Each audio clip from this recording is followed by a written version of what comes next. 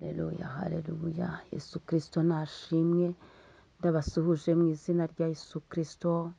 Nshuti zanjye, abo tubana mu mwanya w'iya niba ture buri gitondo, bakristo b'itorero Elayono Mountain Church mu Rwanda.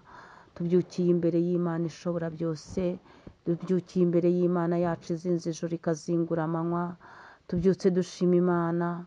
Nyemerera mwene data uhereza Imana icyubahiro ke kugejeje kuri uyu munsi. Iki cyumweru cyose Imana yarakurinze, yagukoreye imirimo n'ibitangaza. Inzira wagiye unyuramo hose Imana yakugotesheje ingabo nto n'inini. Imana ihabwa icyubahiro. Mwene data, nyemerera uzirikane kugira neza kw'Imana ku buzima bwawe.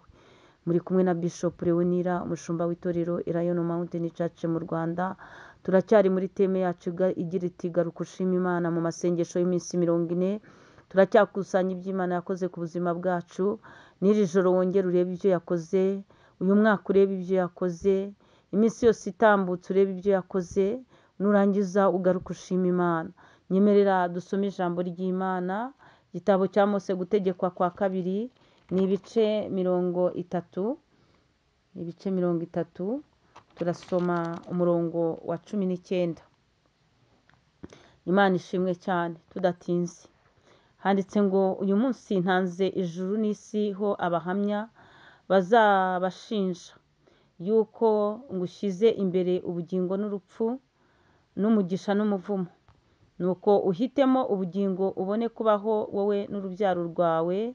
Imana ishimwe cyane. 20 handitse ngo ukunde Uwiteka Imana yawe, uyumvire, uyifatanyeho akaramata, kuko ari yo bugingo bwawe no kurama kwawe, kugira ngo ubone kuba mu gihugu Uwiteka yarahiye basogokuruza banyu Aburahamu na Isaka na Yakobo ko azabaha. Imana ishimwe cyane. Ijambo ry'Imana iki gitondo rikubweruye ko uyu munsi turiho. Uyu munsi wumvishije iyi audio. Uyu munsi wumvise iri jambo ry'Imana. Uwiteka arirahiye. Uwiteka aravuze ngo uyu munsi ntanze ijuru n'isi ho abahamya. Imana igeza aho itanga abahamya. Igeza aho itanga abagabo. Impamvu muri iki gitondo ukubitanye n'iri jambo nuko wagiye wumva ijambo ry'Imana. Nuko Imana yagukoreye ibitangaza bitarondoreka. Ariko uyu munsi uracyabibyina nta kazaza.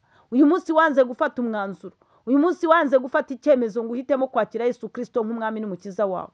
Uyu munsi wanze guhitamo kumaramaza. Uyu munsi wanze kureka ibyaha. Niyo mpamvu Uwiteka yirahiye muri iki gitondo. Avuganye n'umutima wawe n'ubwenge bwawe. Avuganye nawe muri iki gitondo. Harakubwiye ngo ntanzeho ijuru n'isi abahamya. Imana itugirire neza cyane. Imana idusange muri iki gitondo cya niba turi. Imana idusange. Kugera aho Imana itangiye gutanga abahamya ngo bazabashinja. Imana iravuze ngo ijuru n'isi niryo rizagushinja imbere ya ntebe y'imanza. Imana iravuze ngo abazabashinja ni ukuvuga ijuru n'isi, abamarayika ibizima n'abakuru. Mu isi harimo abantu bamaramaje gushaka Imana, batiyandurisha iby'iyi si. Wowe ubona biryoshye ukabona ndetse uri guhitinga. Ariko Imana iravuze ngo ntanze ijuru n'isi ha abahamya bazagushinja, bazabashinja. Imana idusanga, imbabazi z'Imana zitugote muri iki gitondo cyane niba turi. Imana itugirire neza. Ntago byoroshye yuko ngushyize imbere ubugingo n'urupfu n'umugisha n'umuvumo. Imana yagushyize imbere ubugingo n'urupfu. Iyo uhisemo neza ugakora ibyo gukiranuka, uba uhisemo ubugingo. Kandi irongera avuga ngo imbere yawe hari umugisha n'umuvumo. Iyo ukoze ibyiza, iyo uhisemo neza, Imana iguha umugisha n'ukuri. Ntago umugisha rega ibi ngibi byo kuvuga ku munwa ngo umugisha. Ntago umugisha Imana itanga iwushyira hejuru y'abasambanyi n'abicanyi. Ntago waba uri kumena amaraso ngo umugisha w'Uwiteka uze mu biganza byawe. Ntago waba uri kugambirira ibibi ku muntu rwose umurenganya ngo umugisha w'Uwiteka uze ku buzima bwawe. Imana iravuze ngo ngushyize imbere umugisha n'umuvumo, ubugingo n'urupfu. Ni wowe ufite ububasha. Wowe Imana yaguhaye ubwenge, iguha amaso ngo urebe, iguha amatwi ngo wumve, iguha guhitamo. Yewe ni ukuvuga ngo rero impamvu Imana yatanze ijuru n'isi h'abahamya bazagushinja ni uko ibyo byose biri imbere yawe, kandi amahitamo ni ay'umutima wawe n'ubwenge bwawe, kureba neza n'iby'amaso yawe. Rero uzashinjwa no kuba warananiwe guhitamo ubugingo, ugahitamo urupfu, ugahitamo umuvumo aho guhitamo umugisha. Imana rero ivuze yeruye neza ngo ijuru n'isi nibyo bizagushinja. Abamarayika bazaba ibitabo birandikwamo, igitabo cy'ubugingo cyandikwamo ibyo gukiranuka, bakandikamo amazina y'abakiriye Yesu Kristo nk'umwami n'umukiza wabo. Igitabo cy'imirimo kikandikwamo imirimo myiza ukora, cyangwa se kikandikwamo ibyaha byawe. Ntago nzi ukuntu uri kumvira ijambo rya niba turugiye umunsi.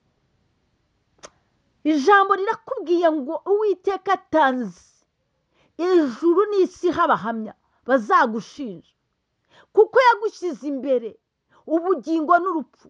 Ariko wa musambanyi we wahisemo urupfu, wa mwicanyi we, wa munyeshyari we wahisemo urupfu.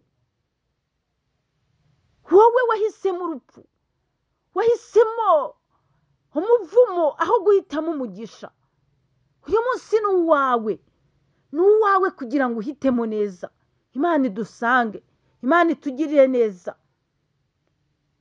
Nuko uhitemo ubugingo ubone kubaho wowe n'urubyaro rwawe. Imana inakugiriye iguhaye inama nziza. Imana iguhaye inama nziza, irakubwiye ngo hitamo ubugingo ubone kubaho wowe n'urubyaro rwawe, wowe n'abawe, wowe n'ibyawe. Hitamo ubugingo. Imana ishimwe. Hitamo ubugingo ubone kubaho wowe n'urubyaro rwawe. Imana ishimwe cyane, kuko Uwiteka Imana yawe, ukunda Uwiteka Imana yawe uyumvire, uyifatanyeho akaramata. Imana nta kindi ishaka, irashaka kuyumvira ukayifatanyaho akaramata, ukumva rwose unejejwe n'Imana mu mutima wawe, ukumva wishingikirije ku Mana, ukumva unejejwe no kugendana n'Imana, ukumva unejejwe no kugira ibihe byiza byo gusenga, ukumva unejejwe no kugirira neza indushyi, ukumva unejejwe mu mutima wawe no gutabara abatishoboye, kugirira neza abatibashishije, gufasha imfubyi n'abapfakazi, ukayifatanyaho akaramata. Imana nishimwe, Imana iguha umugisha. Hanyuma wowe wakoze ibyo byose, Imana ikunezeze kandi ikurinde. Imana iguha umugisha. Wowe wagiriwe neza n'Imana ikakurinda, kandi ubona nawe waragenda gutambitsa ibirenge, ugaruka ushima Imana, uyifatanyeho akaramata. Imana ibaha umugisha. Shalom shalom.